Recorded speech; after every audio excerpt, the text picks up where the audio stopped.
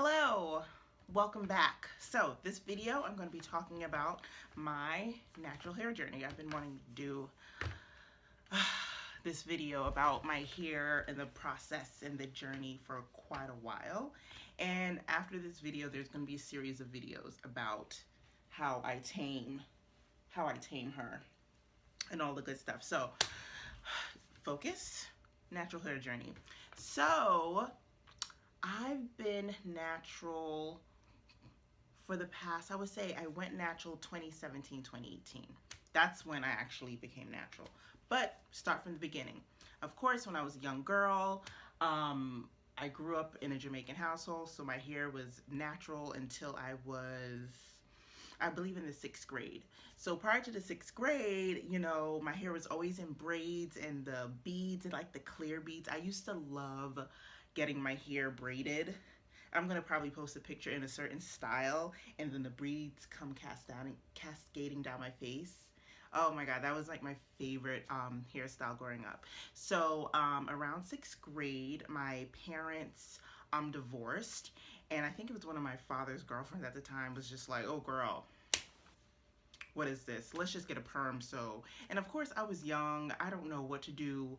If it wasn't braided by the lady who usually braided my hair, I don't know. I didn't know what to do with my hair, around that time of being in the 6th grade, whatever age that is. I have no idea. I don't remember. And so I got my hair perm like around 6th grade.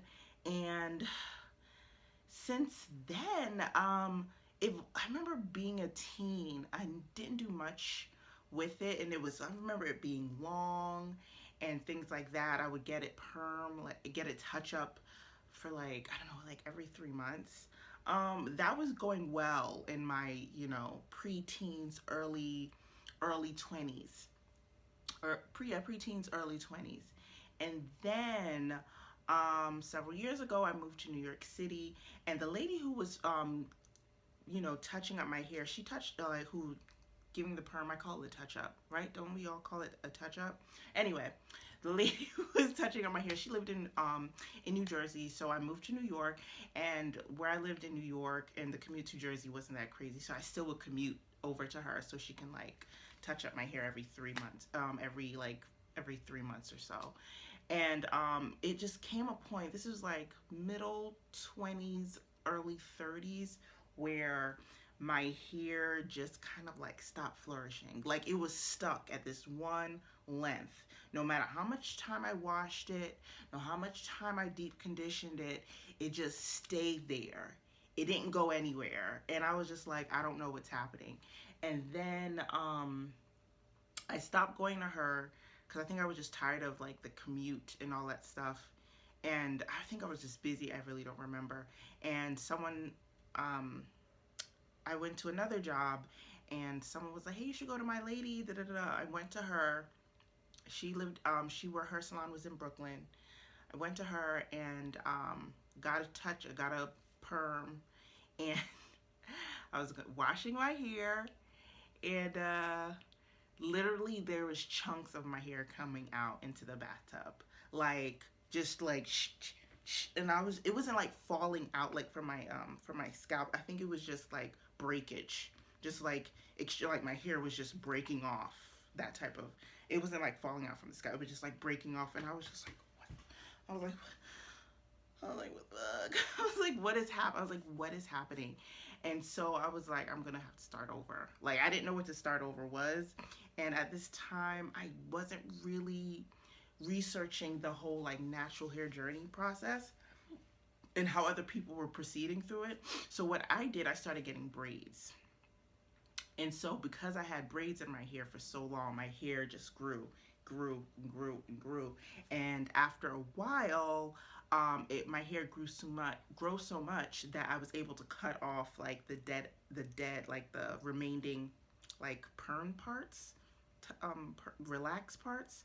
I was able to do that, and that's kind of how I actually transitioned again, how I transitioned in my natural hair in my adult life. I didn't do a big chop.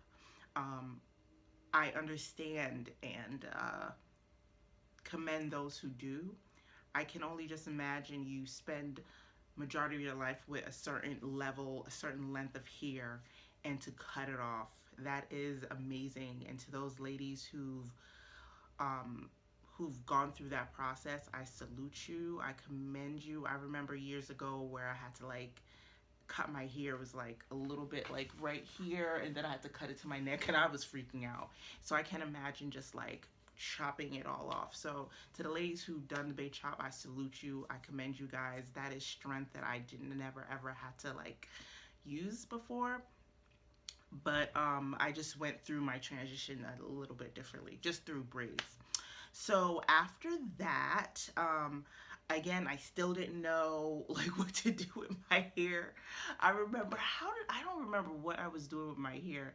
And this girl at my job was like, I was like, man, I need to find like a rubber band like these girls are doing with their hair up. Like, how can I, what do they be using?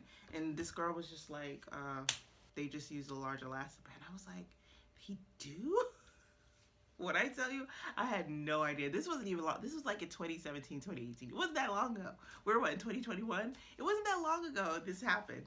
And that's kind of how I even started doing this, right? Because this is like a long elastic band with like the elastic out here, right here. And yeah, that's kind of how I kind of got started with my natural hair. It's been, I would say 2017, 2018 till now.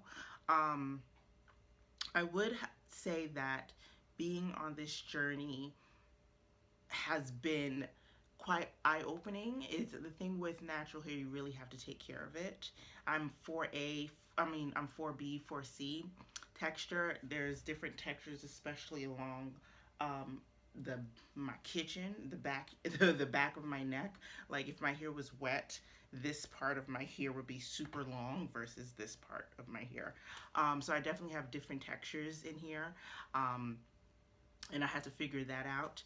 I had to watch a lot of videos, and the thing great about YouTube, you know, when you watch like commercials, they always show like, you know, shampoo and all this other shampoo commercials and all these hair care commercials. It's like with white women using the products, or if it was like a racial ambiguous girl, their hair texture is different than mine. So it was very hard to be like, I don't know how this is going to work. So with YouTube and having the natural hair movement, a lot of women showcasing how they protect their hair and how they manage it, it was really helpful, so I can get like into the groove of things.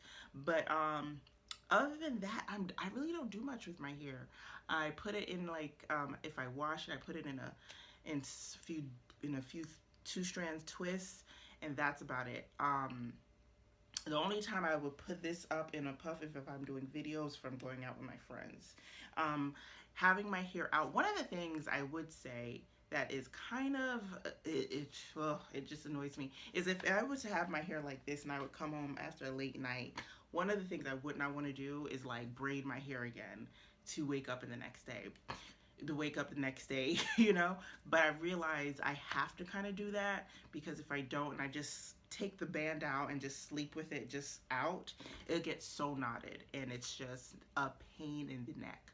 So it's just protective styles all the way, all the time. I let it breathe out sometimes like this or just in a fro, but other than that, protective styles. I try to keep my ends nice and moist, keep my scalp nice and moist.